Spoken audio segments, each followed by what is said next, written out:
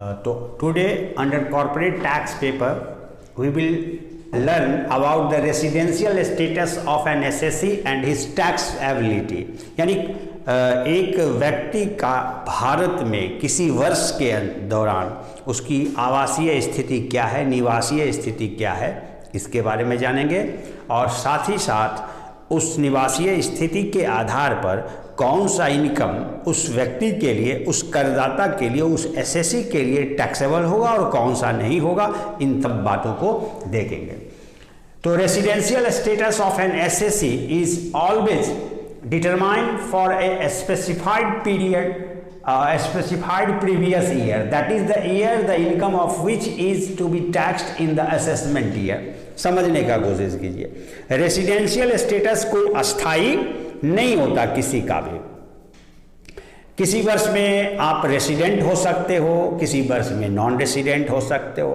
ये actually depend करता है कि जिस वर्ष का इनकम हम टैक्सेबल करने जा रहे हैं, यानी current previous year, the income of which is to be tax during the assessment year, उस इनकम ईयर में आपका रेसिडेंशियल स्टेटस निवासी रूप में है या अनिवासी, यानी रेसिडेंट है या नॉन रेसिडेंट है। तो दोनों, मेरा कहना है कि हर एक किसी भी व्यक्ति का residential status year to year change हो सकता है। ये डिपेंड करता है कि उसने भारत में उस गत वर्ष में, उस प्रीवियस ईयर में कितना दिन बिताया है, यानी भारत में कितना दिन रहा है। तो उनके रहने के आधार पे तय होता है कि निवासीय स्थिति क्या है। ये इंडिविजुअल की बात हम कर रहे हैं, एक इंडिविजुअल पर्सन की बात कर रहे हैं। बाकी कंपनी, फर्म आदि का स्टेटस तो दो ही होगा, रेसिडेंट और नॉन रेसिडेंट। उसके कंट्रोल कहाँ से हो रहा है, कितना कंट्रोल हो रहा है और कहाँ से हो रहा है, उस पर डिपेंड करेगा। खैर इंडिविजुअली हम सबके बारे में रूल्स जानेंगे, प्रोविजंस जानेंगे कि किस कंडीशंस को फुलफिल करने पर कौन रेसिडेंट होगा और कौन रेसिडेंट नहीं होगा। इन बातों को आगे हम समझेंगे। तो पहले हमने कहा कि residential status of a person में change year to year. Actually it is determined on the basis of the period in which he lives in India। कितना दिन वो भारत में रहता है उस पर डिटरमाइन होता है। इसीलिए हम कह सकते हैं कि 2018-19 में वो कम रहा तो नॉन रेसिडेंट हो गया, ज़्यादा रहा यानी स्टैंडर्ड जो नॉर्म बना हुआ उससे कम दिन भारत में बिताया तो नॉन रेसिडेंट हो गया, उतना दिन बिताया तो रेसिडेंट हो गया। यानी what ever be terms and condition given under the Act of Income Tax 1961, if he satisfies that very terms and conditions, then he will be called a resident or non-resident. So the SSC may the residential status of the SSC may change year to year because it is determined on the basis of the period of his living in India। जिस period में वो India में रहता उसके आधार पे तय होता है ना। How much days he has been lived in India will decide his residential status. Residential status of all assessee may be either of the two. The first one is resident and second one is non resident. This can be cleared more with the help of following chart. अब हम सभी प्रकार के person का individual residential status एक chart के माध्यम से बताने का, प्रेजेंट करने का कोशिश करेंगे, उसको आप समझने का कोशिश करें। तो रेसिडेंशियल स्टेटस अगर मुख्य रूप से देखा जाए तो किसी का भारत में दो ही होता है किसी वर्ष, रेसिडेंट और नॉन रेसिडेंट। तो यहाँ पे एसएससी के अंतर्गत, करदाता के अंतर्गत हमने पर्सन को डिफाइन किया था कि धारा 231 में पर्सन में क्या क्या शामिल है। तो उसमें इंडिविजुअल था, हिंदू अनडिवाइडेड फैमिली था, फर्म था, company, local authority, firms, association of person, body of individuals वगैरह वगैरह आपको हमने बताया था। तो यहाँ पे 5 टोटल आपको एसएससी के बारे में कहा गया है।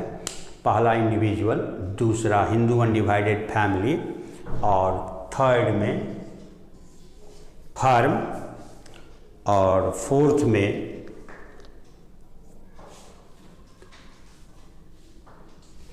कंपनी, एंड फिफ्थ में इन 4 के अलावा कोई भी person, any other person. Clear? तो सभी का प्राइमरीली देखा जाए तो दो स्टेटस होता है, रेसिडेंट और नॉन रेसिडेंट। इंडिविजुअल की दो स्थिति, रेसिडेंट, नॉन रेसिडेंट। अगर वो रेसिडेंट होने का शर्त पूरा करता है तो नेचुरली वो रेसिडेंट, नॉन रेसिडेंट नहीं है। तो रेसिडेंट होने का जब शर्त पूरा करता है तो रेसिडेंट की भी दो स्थिति बताई गई, एक व्यक्ति और HUF के दशा में, ऑर्डिनरी या नॉट ऑर्डिनरी। आप भारत के निवासी हो, इतना तो क्लियर है कि इतना दिन का शर्त रहने का पूरा कर दिया तो आप भारत के निवासी हो। लेकिन भारत के सामान्य निवासी हो या असामान्य हो, ऑर्डिनरी का मतलब साधारण निवासी और असाधारण। असाधारण का एक्स्ट्रा ऑर्डिनरी नहीं सोचना है, सोचना है कि नॉर्मली आप भारत में रहते हो या कभी कभार आते हो, ये चीज़ को डिफाइन कर रहा है। तो साधारण मतलब बोनाफाइड भारतीय निवासी और नॉट ऑर्डिनरी का मतलब बोनाफाइड नहीं है, इस बात को समझना है। Similarly HUF, Hindu undivided family का जो चीफ होता है, मुख्य कर्ता जिसको कहते हैं, वही उसका SSC कहलाता है। हमने समझाया था पिछले क्लास में। तो हिंदू अनडिवाइडेड फैमिली का मान लीजिए हम 4 भाई में मैं उसका चीफ हूँ और मैं ही करदाता हूँ, तो मेरी निवासीय स्थिति जो होगी वो HUF का होगा। वो इंडिविजुअल ही ना कोई करता होगा, चीफ होगा, इसीलिए उसका भी स्टेटस दो प्रकार का रेसिडेंट होने पर, ऑर्डिनरी रेसिडेंट और नॉट ऑर्डिनरी रेसिडेंट। और नॉन रेसिडेंट में तो बात ही है। अब बाकी जितने भी करदाता हैं, फर्म हो, कंपनी हो, एनी अदर पर्सन हो, दोनों में ऑर्डिनरी और नॉट ऑर्डिनरी का कॉन्सेप्ट लागू नहीं है। सबका दो ही सिचुएशन है, स्थिति है, स्टेटस है, रेसिडेंट होगा या नॉन रेसिडेंट होगा, रेसिडेंट होगा, नॉन रेसिडेंट होगा। ओके, अब हमें ये जानना है कि किस परिस्थिति में एक इंडिविजुअल को रेसिडेंट मानेंगे और ऑर्डिनरी रेसिडेंट मानेंगे, या रेसिडेंट तो मानेंगे लेकिन ऑर्डिनरी नहीं मानेंगे, यानी नॉट ऑर्डिनरी मानेंगे, और किस सिचुएशन में नॉन रेसिडेंट होगा।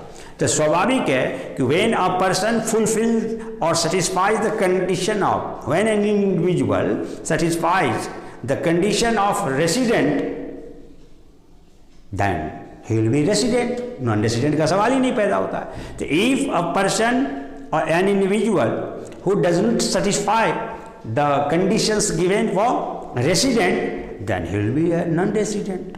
तो जो निवासी होने के शर्त को पूरा नहीं करता वही तो अनिवासी है। और जो निवासी होने का प्रीवियस ईयर में जितना दिन नॉर्म बताया गया उतना दिन रह गया भारत में, तो वो निवासी है। फिर अनिवासी का बात ही नहीं, उस बात कीजिए तो अगले वर्ष में जो स्थिति हो, है ना। तो अब हम टर्म्स एंड कंडीशंस जानेंगे कि किस परिस्थिति में, किस टर्म्स एंड कंडीशन के आधार पर, at what terms and condition we will identify whether mister X, mister Ram, Mohan, Sita, Gita is a resident और नॉन रेसिडेंट।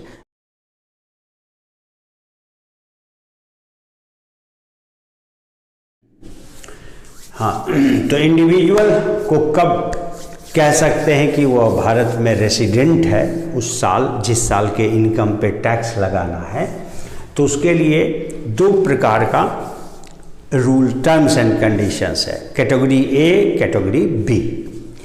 पहले हम लोग कैटेगरी ए का जो टर्म्स एंड कंडीशन है वो सिर्फ ये तय करता है कि प्रीवियस ईयर जो हमारा 2018-19 है, यानी 2018-19, उसमें वो रेसिडेंट है कि नहीं। ऑर्डिनरी बाद में देखेंगे, पहले वो रेसिडेंट होगा तब तो देखेंगे कि ऑर्डिनरी है कि नहीं है।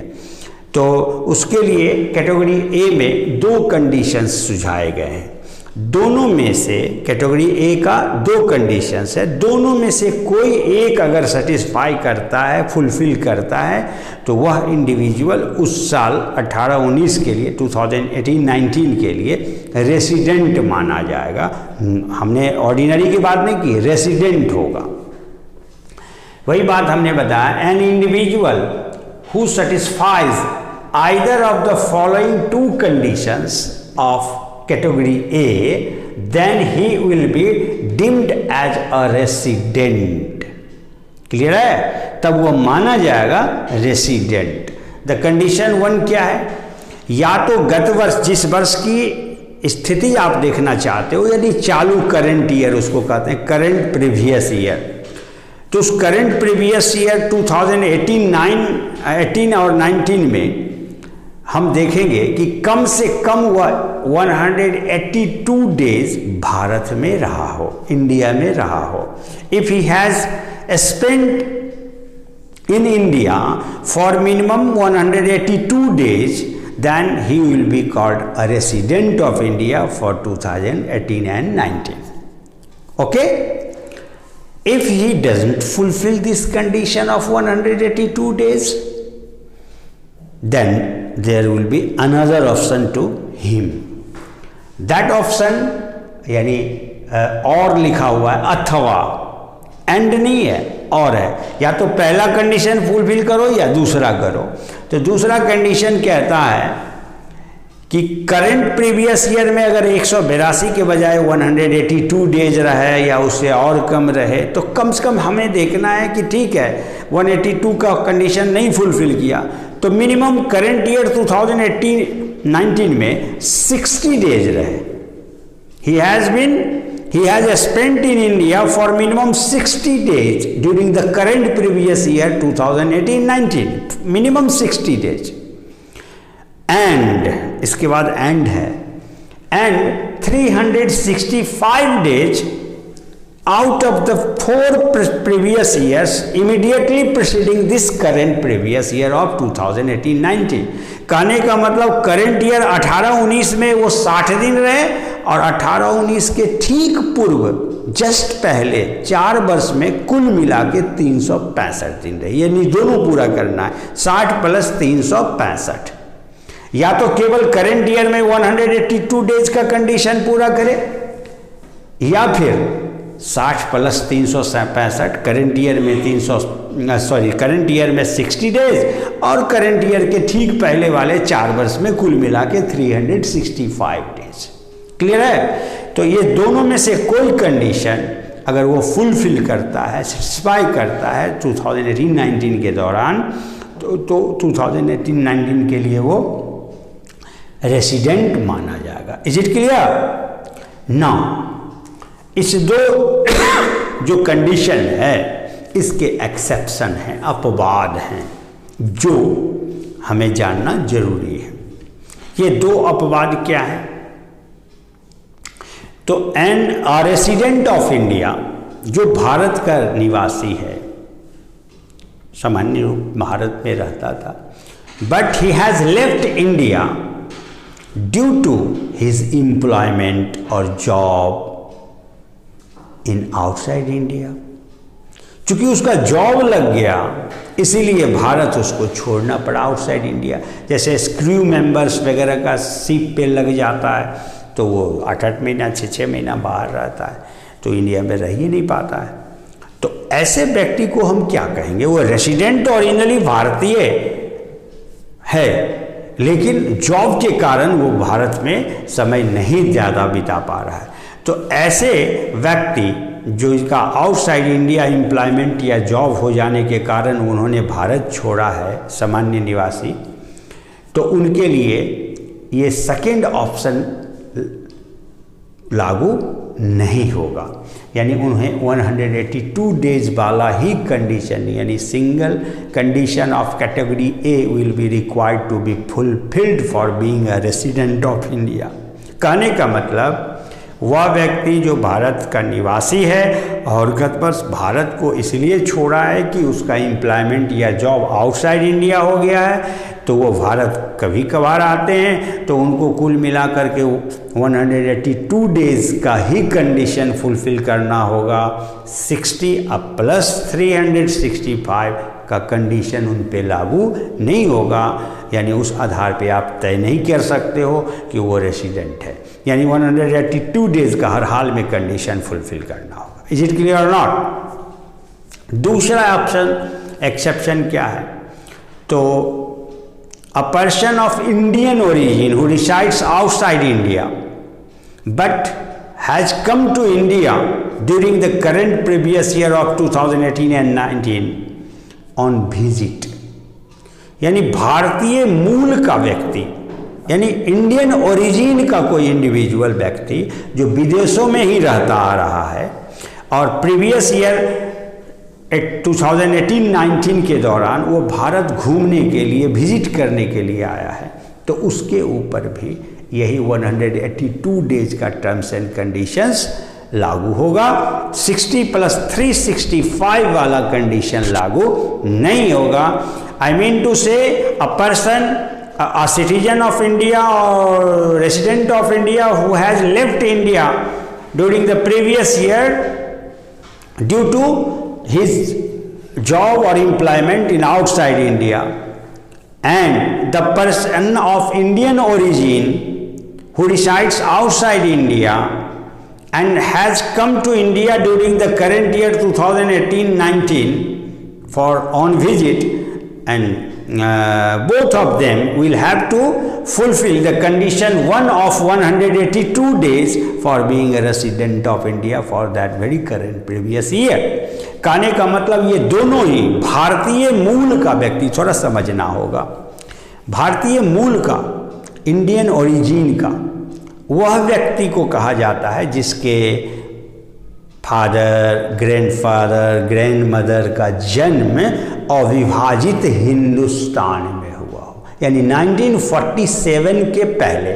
47 में विभाजन हुआ 1947 में, उसके पहले पाकिस्तान के लाहौर में भी अगर उसके माता पिता या ग्रैंड मदर का जन्म हुआ था तो वो अविभाजित हिंदुस्तान का व्यक्ति थे, इसीलिए उनको भारतीय मूल का ही माना जाता है। आफ्टर सेपरेशन जो होगा वो तो इंडिया में होगा तो इंडियन है, अदरवाइज विदेश में रहा तो वो विदेश का है। ओके,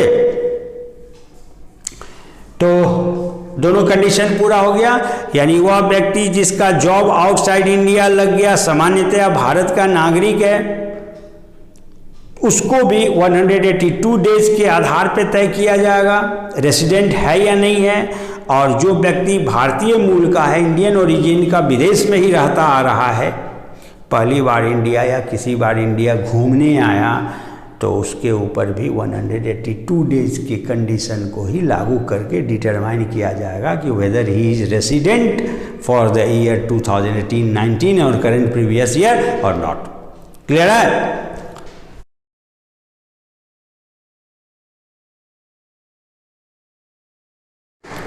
वही अपवाद के बारे में मैंने बताया था कि दो केस में 182 डेज का ही कंडीशन फुलफिल होगा।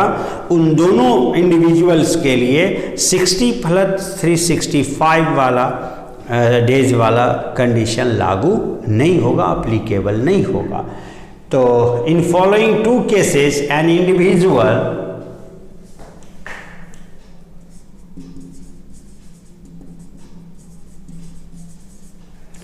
will have to fulfill the condition 1 of 182 days for being a resident of India during a previous year 2018-19. First case है, an Indian citizen or resident of India leaves India due to his employment or job and outside India as crew members etc.